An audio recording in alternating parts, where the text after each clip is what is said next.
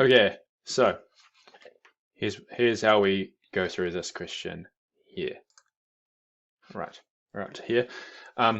We've read through the question already, and we can see that radioactive byproducts are taken away and it decays. So the rate of this, it hasn't given you the differential equation, but we can see here the rate of change of radiation is proportional to the amount of radiation in after T days. Okay, so the rate of change of n is equal to n multiplied by some sort of constant. Now, I've got positive k there, but I'm yeah, actually no, we'll keep it positive k. You could make that negative k to say that it's going to be decreasing, but you can use positive k and it's going to work out the same.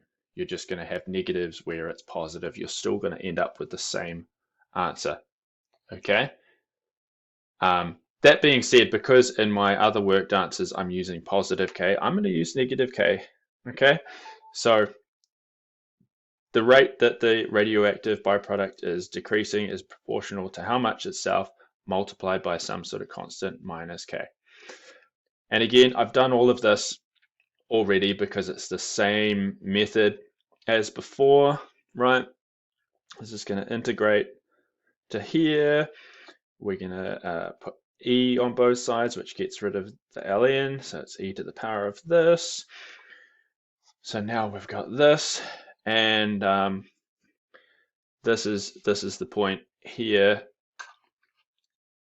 This is the point here where we know when t equals 0, the amount of the byproduct is equal to the initial amount.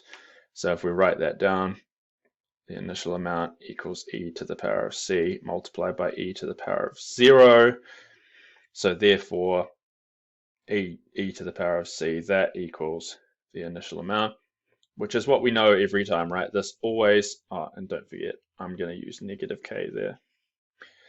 Okay, so it always just goes to this here. That value is always the whatever the initial amount is. But just like the other radioactive thing, we don't know the initial amount. This always happens. Our differential equation goes to this equation here. We don't know the initial amount, and we don't know that constant k yet either. So we look and we say, what do we see?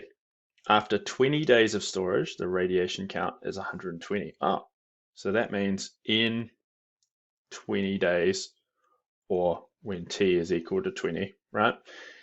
The amount that equals 120. Cool, that's nice. Now this is key. After a further 12 days, so that's a further 12 days. That's what further means, right? After that 20 days that's already passed. So that's 32 days since the beginning. So that's when t equals 32, or the nice easy way to write it is n 32. There is 85. Okay, so that's helpful.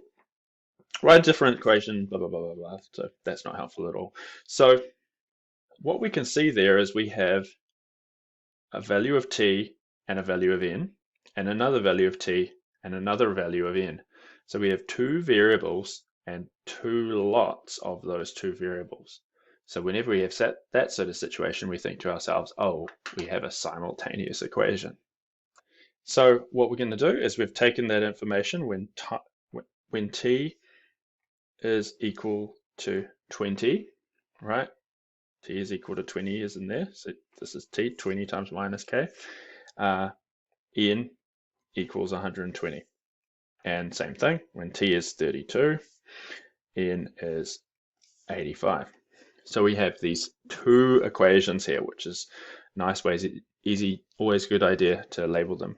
Equation number 1 and equation number 2. Now, your initial instincts would be to, oh, I'm going to rearrange this and make n0 the subject and substitute it in. And if you do that, you'll get to a stage where you're just going to end up with a number equals a number, and you're not actually going to be able to calculate k, or it just gets to a stage where it's just too tricky and everything seems weird.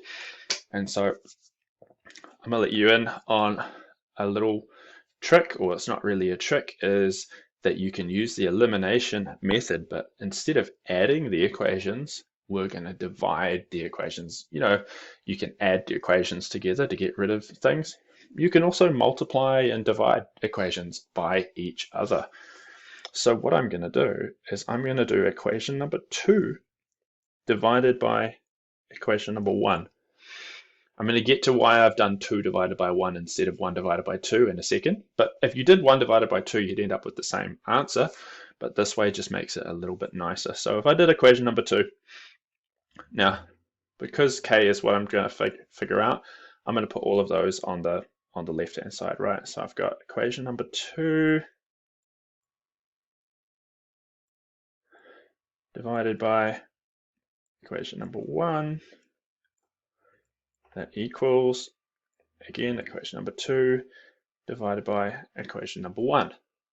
Fantastic. And now immediately we see, because this is a fraction, n over no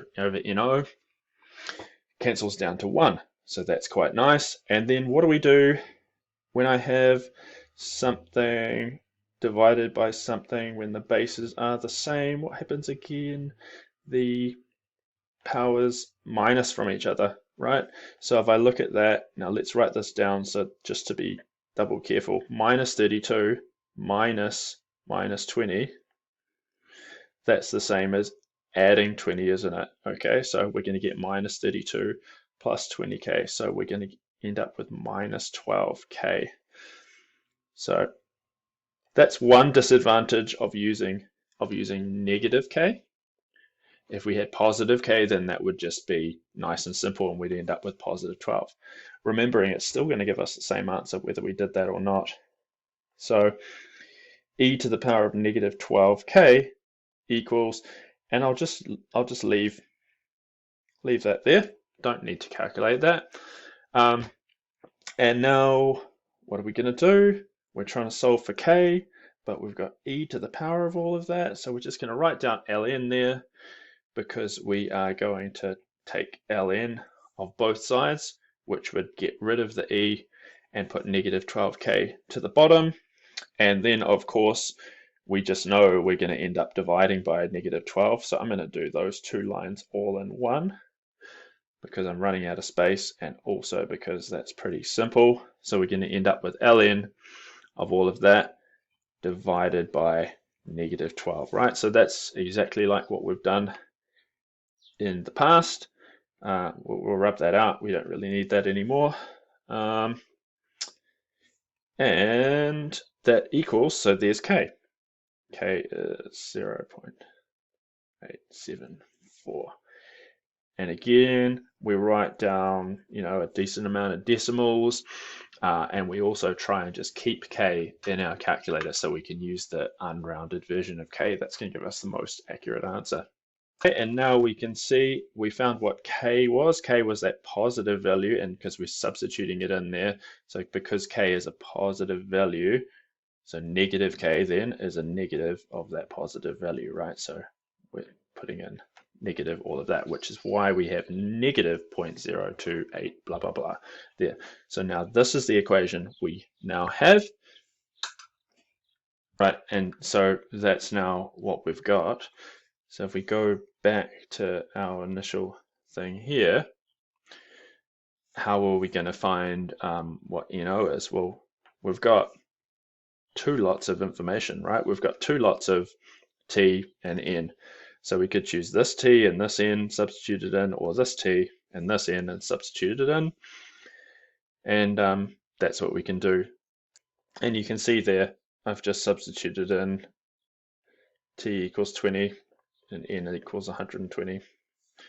And so now, of course, I can solve for the initial value of N.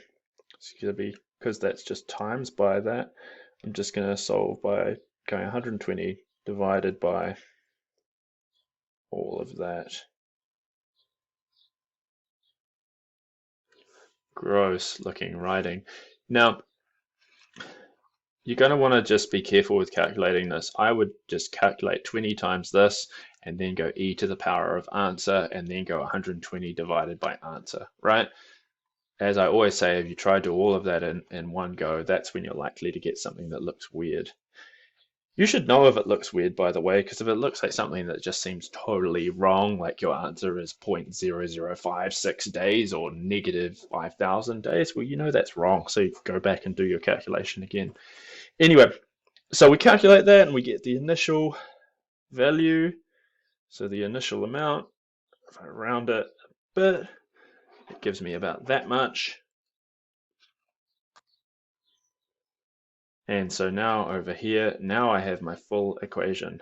Now I can find any value of n for any value of t, or in this case, any value of t for any value of n, because we go back. Almost forgotten what the initial question was, right? We're trying to figure out when they are safe to move. And we go back, and I can't even remember where that said. The byproducts are safe to move if it's 30 or less. Oh, easy. So if we find when it's 30, well then that's gonna tell me when it's safe, right? Because it's going to be safe after that. Okay, so now we can see we've got our equation. We're trying to figure out the time when n is equal to 30. So we've got it like that. We've set up the equation because we know n is equal to 30. And we're trying to figure out t. By now, we've done this enough times that we know what's going to happen. We can kind of solve all of this in one go without doing that much. We're going to go 30 divided by all of this, right? So maybe I'll do that instead of writing a fraction. And then to get rid of the e, what are we going to do? We're going to ln both sides, aren't we? So that means this is going to end up being what's taken of a log. And so then we're just left with this. So 0.02874 times t. So the last step really there is, so t is going to be ln of all of this stuff. I'm going to rub that out so I've got a space. Ln of all of that divided by negative 0.02874. And again, just being really careful, what I would probably do is figure out what, actually no, that's pretty easy to go ln brackets of all of that equals, then divided by this, and not forgetting we've opted to use negative k, so that negative is pretty important. If you didn't have a negative, you'd see you get the same answer, but you get a negative time, which is technically wrong. So anyway, got time equals 68.2. So if we were just measuring in terms of straight up days, then really our final answer is going to be it's safe after. Because if you want to be really sure, right, you give it a little bit longer. So it's safe after 69 days. If you said, because this is another one of those examples about radioactive decay doesn't just happen at the end of each day, it's actually happening continuously, right? You could say it's safe after 68.2 days, and that's absolutely fine. If you said safe after 68, that's technically wrong, but interestingly, if you look at, this is from the marking schedule, this is from a really old exam, it actually says except 68 or 69, which I think is wrong, because if it was 68, that would actually give you an answer that was above 30, so it wouldn't be safe. So anyway, I think 69 is the best answer, but this isn't an actual exam, so let's not worry too much about that. There is our answer, and I've managed to get in just underneath the 15-minute mark. Fantastic.